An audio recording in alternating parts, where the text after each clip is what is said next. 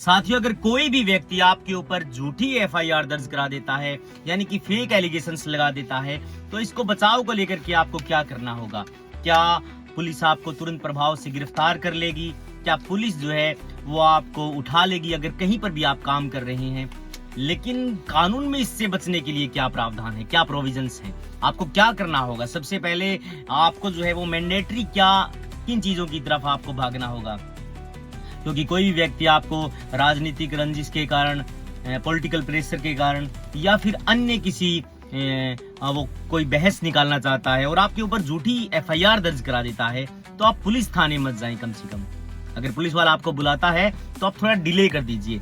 आप सबसे पहले एडवोकेट से मिलेंगे, क्योंकि एडवोकेट को जो है वो आपको एक ही आदमी बचा सकता है, वो है एडवोकेट।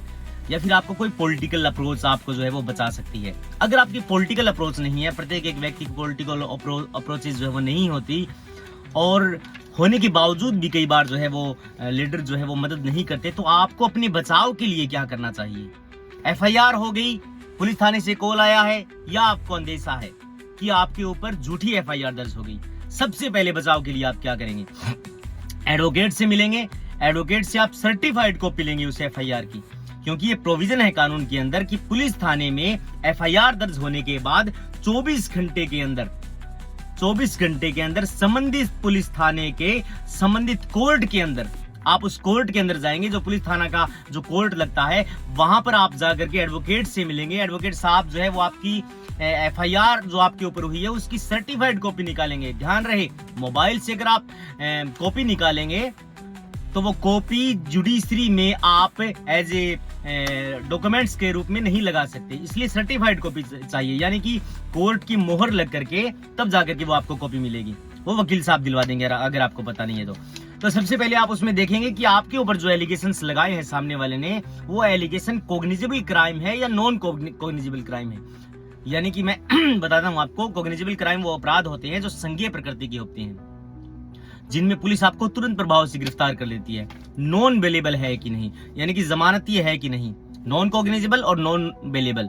अगर ये अपराध है तो आप एडवोकेट से मिलिए, अपनी बात रखिए, आप उनको तमाम एविडेंसेस दीजिए कि ये व्यक्ति जो है मुझसे रंजिश रखता है और मेरे पास ये एविडेंस है मेरे को बचाने के लिए। तो वकील साहब क्या करेंगे कि आपको ये बोलेंगे कि आप एक वकालतनामा पर साइन कर दीजिए, आप एप्लीकेशन के ऊपर साइन कर दीजिए और मैं आपकी एंटीसिपेटरी बेल लगाता हूँ। आपकी एंटीसिपेटरी बेल लगा देंगे। एंटीसिपेटरी बेल लगाने के बाद कोर्ट से ये आदेश हो जाएगा। एंटीसिपेटरी बेल जो है वो 438 जो पहले सीआरपीसी में थी, अब बीएनएस की धारा 482 में चली गई है। यानी कि ये कानून है कि गिरफ्तारी से पहले आपकी जमानत हो जाएगी अगर आपके पास तमाम एविडेंसेस हैं तो। लोअर कोर्ट में लगती है, आपके संबंधित जो थाना है उसी कोर्ट के अंदर लगती है। वो लगाने के बाद जो है वो आप अगर आपकी जमानत हो जाती है तो कोर्ट जो है आपको डायरेक्शन देगा कि आपको इन्वेस्टिगेशन में सहयोग करना है, लेकिन पुलिस आपको गिरफ्तार नहीं करेगी। एक बात ये। दूसरी बात, आप इतने श्योर हैं कि आपके पास तमाम एविडेंसेस हैं कि आप उस एफआईआर को भी रद्द करवा सकते हैं। एफआईआर को रद्द करवा दीजिए। 482 में ये प्रोविजन है सीआरपीसी में।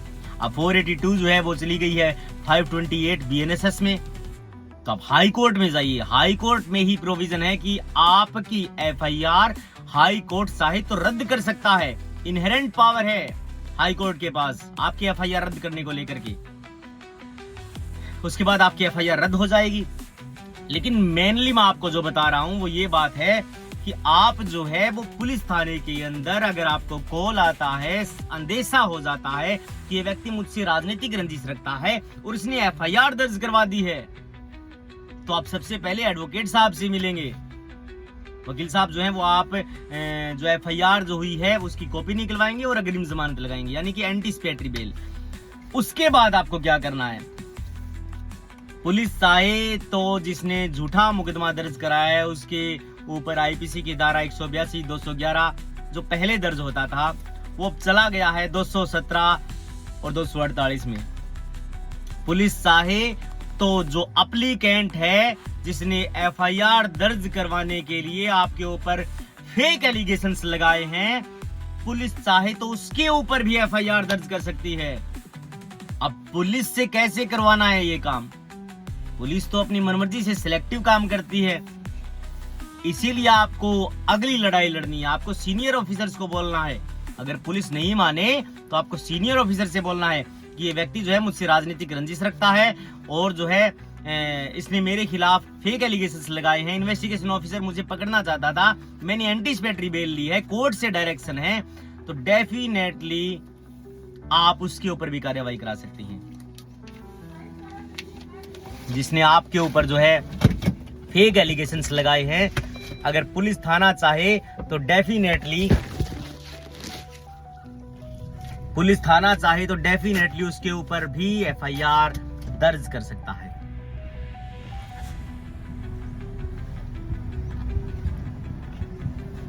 इसलिए कानून जानिए।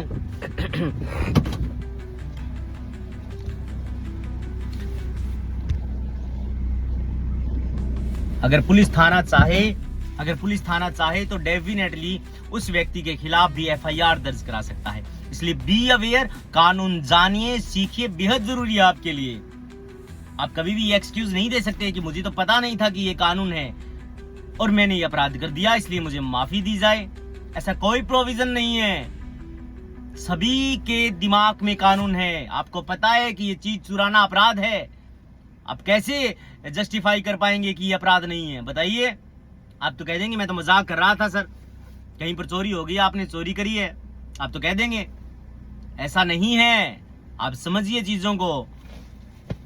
डेफिनेटली अगर आप सीखेंगे, समझेंगे तो आपको दिक्कतों का सामना नहीं करना पड़ेगा। कानून प्रत्येक व्यक्ति के अंदर है। सभी को पता है कि चोरी करना अपराध है, सभी को पता है कि मारपीट करना अपराध है। आप कैसे कह सकते हैं कि मुझे तो पता नहीं था कि ये आईपीसी की धारा 323-41 में आता है, ये बीएनएस की धारा 115-116 में आता है? नहीं कह पाएंगे आप। लेकिन आप अपने खिलाफ हो या अन्याय के खिलाफ अगर लड़ेंगे तो डेफिनेटली आपको जो मैंने बातें बताई है, आप अगर उनके ऊपर चलेंगे तो आपको न्याय मिलेगा। आपके ऊपर जिस व्यक्ति ने एफआईआर दर्ज करवाई है, आप उसके खिलाफ एफआईआर दर्ज करवाने के लिए सीनियर ऑफिसर से मिलेंगे और ये बात कहेंगे कि सर ये व्यक्ति मुझसे राजनीतिक रंजिश रखता है, आईओ ने मिलकर के इसके साथ जो है वो गलत काम करने की कोशिश की है, मेरे को फंसाने की कोशिश की है। इन्वेस्टिगेशन ऑफिसर जो है वो मिला हुआ है सर परिवादी के साथ, मेरे पास तमाम एविडेंसेस हैं। कोर्ट ने मुझे जो है वो डायरेक्शन दी है इन्वेस्टिगेशन ऑफिसर को और मेरे को भी दी है कि मैं सहायता करूं, लेकिन मेरे पास तमाम एविडेंसेस हैं सर। तो आपसे ये निवेदन है कि आप पुलिस थाना के बाहर साधक अधिकारी को ये बोलिए कि जो परिवादी फेक एलिगेशन लगाने के लिए आया है, आप उसके ऊपर एफआईआर दर्ज करिए। ये प्रोविजन है कानून के अंदर। अगर कोई भी आपके ऊपर झूठी एफआईआर दर्ज करवाता है तो उसके खिलाफ भी एफआईआर होती है। अब पुलिस जो है वो तो सिलेक्टिव कार्रवाई करती है, उसके जचेगी तो वो कार्रवाई करेंगे, नहीं तो नहीं करेंगे। लेकिन आप करवाएंगे, कानून के अंदर आता है। कोर्ट जो है वो आपका कागज देखता है। ओके, थैंक यू दोस्तों।